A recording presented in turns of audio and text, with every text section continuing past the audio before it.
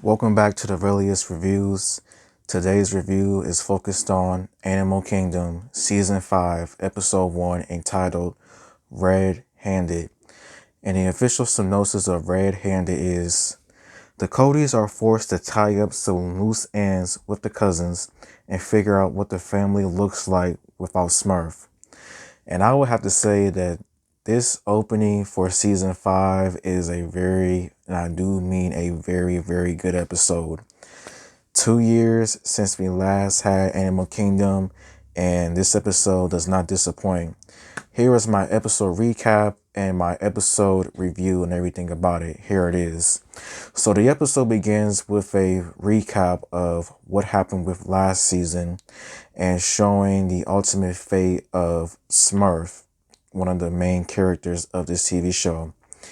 So then season 5 rolls around and then we see the four guys, Jay, Pope, Craig, Darren, they are all just waiting, all planning out, figuring out how the cousins are coming to get them because they realize that the cousins from the last season, Pope's cousins, are coming after them after what Smurf did when she killed their father. And they just have a feeling that something is going to happen.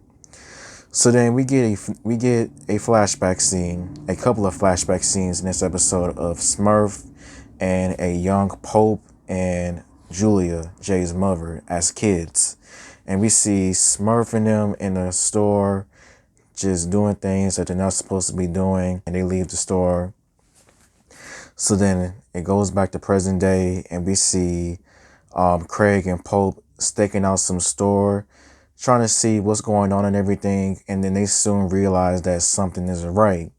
And then they see that the owner of the store has been basically beaten up and tied up and everything. And they make a discovery that Smurf had a secret apartment. They go to the apartment with Jay and Craig. They go to the apartment with Jay and Darren. And they realize that it's the cousins, as the cousins are coming after them and they're going to be taking what's theirs, as in the gold, as in they believe that the gold is their property. And so, long story short, it is a heated confrontation, guns pointed out, somebody's about to be put on a t-shirt, all types of just insane mess. And meanwhile, we see that Jay, he finds a couple of pictures of his mother, and one of the cousins asks the entire family a couple of good questions, as if like, how is Jay still alive after killing Smurf? Because he says it himself that he is the one that shot Smurf, that she wanted to die, and he took that chance to take her out the game. And I have a big feeling that that is definitely going to be a huge factor in this season. Like, everyone is definitely still feeling some type of way that Jay killed Smurf. And they don't talk about it in this episode. I have a feeling throughout this entire season it's going to be discussed heavily about how they all feel about what Jay did. And so it seems as if that things are just going to be fine. Like, nobody gets killed. But then nighttime rolls around, and so the cousins decide that enough was not enough, and they decide to go Call of Duty on the entire family. And this is probably my favorite scene of this episode, of the cousins trying to go all Call of Duty, and with all of them except for one getting put on t-shirts. And so we get another flashback scene of Smurf, Julia, and Pope at a hotel. They're swimming in the pool, but Pope is acting very aggressive towards another kid, and Julia is trying to like stop it and all that kind of stuff. So then the mother was like, "Oh, I'm going to call the cops and everything." She is basically acting like a Karen. So then young Smurf, she's always been crazy, just like the old Smurf. She decides to set the mother's car on fire and get out of Dodge. So then after the crazy Call of Duty shooting that occurs at the house, we see that Darren, he's been shot in the arm and he has to deal with cops, and they definitely do have a couple of folks working with the police. Like, they have some people, they pay a couple of officers, I found out in this episode.